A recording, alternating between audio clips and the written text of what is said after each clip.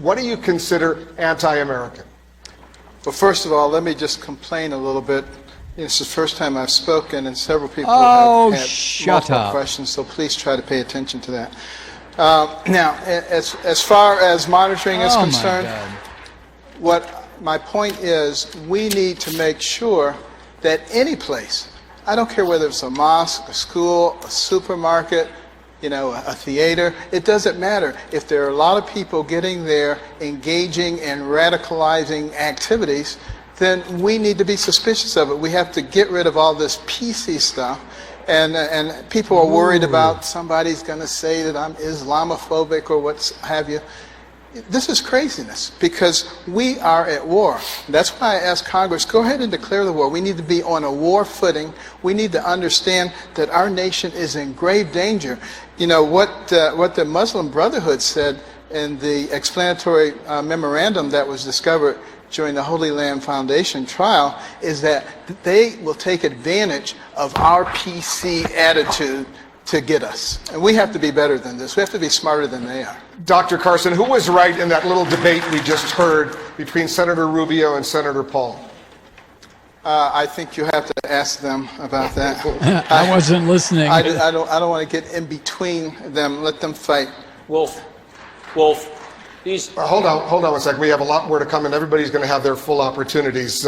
Governor Bush, 6 days after 9/11, your brother visited a mosque and said, quote, "Islam is peace." The conversation tonight is about banning Muslims and surveillance of mosques. Are President Bush's words still relevant in today's Republican Party?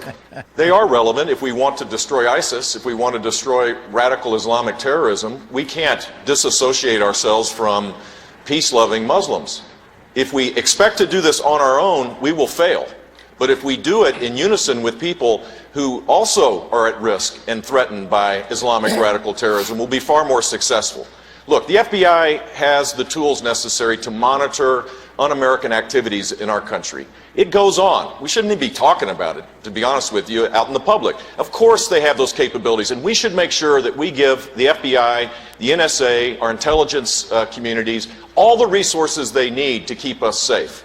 But the main thing we should be focused on is a strategy to destroy ISIS. And I laid out a plan at the Reagan Library before the tragedy of Paris and before San Bernardino to do just that. It requires leadership. It's not filing an amendment and calling it success.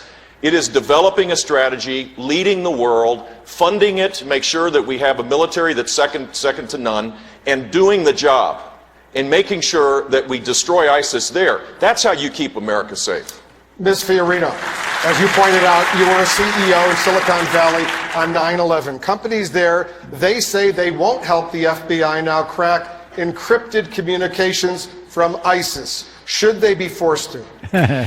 Listening to this conversation, let me just say, we have a lot of argument about laws, but none of it solves the problem. Let's examine what happened. Why did we miss the question. The Tsarnaev brothers?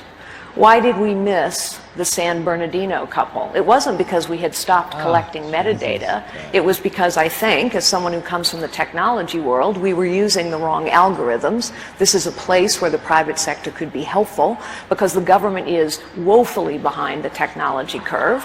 But secondly, the bureaucratic processes that have been in place since 9/11 are woefully inadequate as well. What do we now know?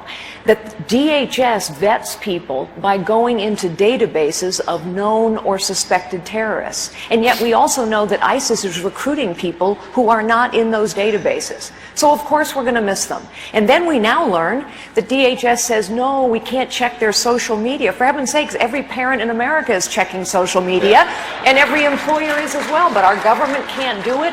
The bureaucratic procedures are so far behind. Our government has become incompetent, unresponsive, corrupt, and that incompetence, ineptitude, lack of accountability is now dangerous. Okay. It is why we need a different kind of leadership in the White House that understands. Bring it down. When she makes a comment that every parent in America checks social media that their kid is operating. If their kid is operating some social media platform, is it a platform? Is that what you call it? Oh, I got it right. Oh, my God.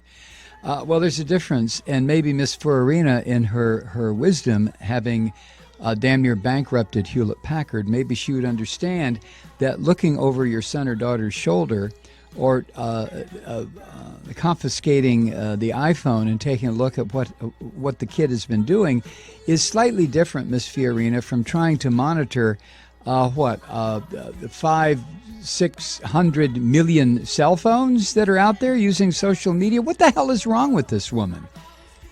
Well, I know what's wrong with her, but I promised Kathy I wouldn't say those kinds of comments. We'll be right back.